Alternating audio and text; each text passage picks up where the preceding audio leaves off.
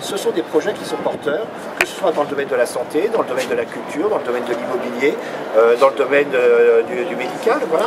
Et ça veut dire qu'il y a déjà une confiance qui est faite par des gens qui ne sont pas des gens qui ne connaissent rien, qui sont des gens qui portent des projets à longueur d'année ou qui financent des projets à longueur d'année.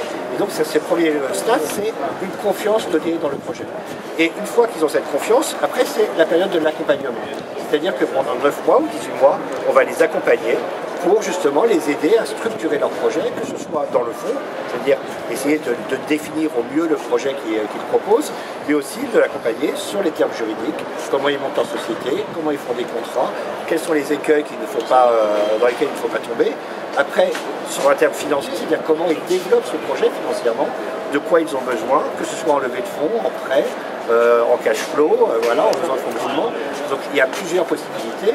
Et ça, on est vraiment aussi accompagné par la DER, que je remercie, parce que au Sénégal, c'est vraiment la structure qui permet aux entrepreneurs d'aller au plus loin dans leur projet.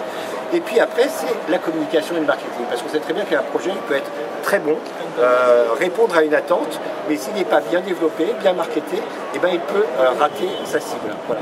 Donc c'est vraiment l'ensemble de ces accompagnements qu'on offre à nos incubés, et ce qui leur permettra normalement, dans 9 mois ou dans 18 mois, de voler de leurs propres ailes, avec des parrains, avec des mentors, avec des financeurs, avec des gens qui vont les aider à aller jusqu'au bout de leur projet. Il faut que ce soit novateur, il faut que ça puisse être pérenne, parce qu'en fait l'idée c'est qu'ils réussissent. Nous on ne croit pas à des projets qui soient en effet très très beaux, mais qui soit économiquement, soit juridiquement ne sont pas pérennes. C'est-à-dire qu'il faut que cette pérennité soit présente. Et puis évidemment, il faut que ça apporte quelque chose. C'est-à-dire, on est une école, le groupe ESM est aussi une école, et on a à cœur en fait que les jeunes qui s'engagent, ou les moins jeunes qui s'engagent avec nous, que ce soit dans les formations ou dans les incubateurs, en fait apportent quelque chose à la société.